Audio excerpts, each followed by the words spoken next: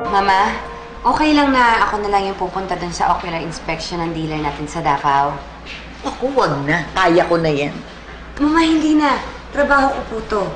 Kung okay lang sana, kayo na muna ni Jonas ang magbantay kay Catherine. Tita, ang mabuti pa ho, magpahinga na lang kayo sa bahay. Para ho magpalitan tayo ng pagbabantay. Sa ngayon, ako na po nang bahala kay Catherine. Sigurado ka. Dahil ikaw nga iniisip ko, makapagod ka. Sigurado ho ako.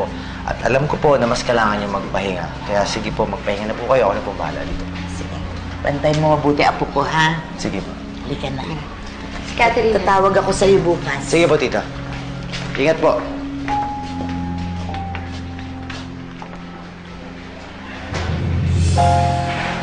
Isabel, pwede ka na pumasok. Salamat, Jonas.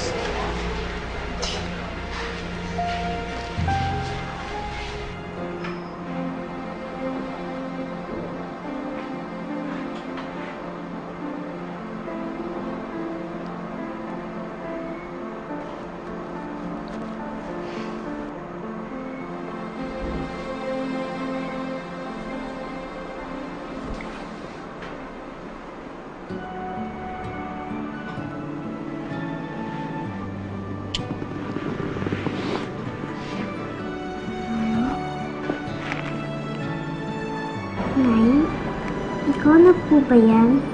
Nandito ka na? Oo, anak. Nandito na ako. Nay! Nay, totoo po ba to? Di po ba ako nananaginip? Hindi, anak. Nandito ako. Nandito ako. Di ba nangako ako sa'yo? Salamat, Nay. Akala ko po hindi na po kayo babalik. Hindi, anak. Hanggat nandito ako, hanggat namubuhay ako, hanggat mahal mo ko, nandito ako lagi sa tabi mo.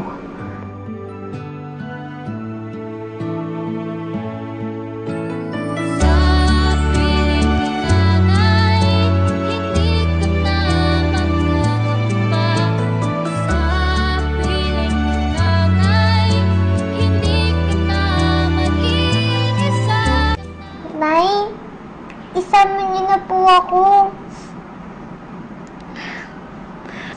Anak, hindi pa pwede. Kasi kailangan dito ka muna sa ospital para mapagaling ka ng doktor. Alam mo, hindi ako mapakali eh. Parang hindi ako komportable na wala man lang maiwan kahit isa sa atin dito. Po? Eh, kailan niyo po kukunin? Anak, malapit na. Kaya kailangan magpagaling ka. Hindi ako susuko hanggat hindi kita nakukuha. Ibig ko sabihin, ikaw na kaya maiwan ka na dito at ikaw mag-alaga kay Catherine.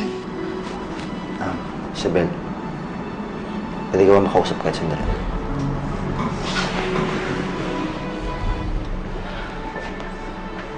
Pero paano po yung ocular inspection dun sa planta bukas? Ako nang bahala doon.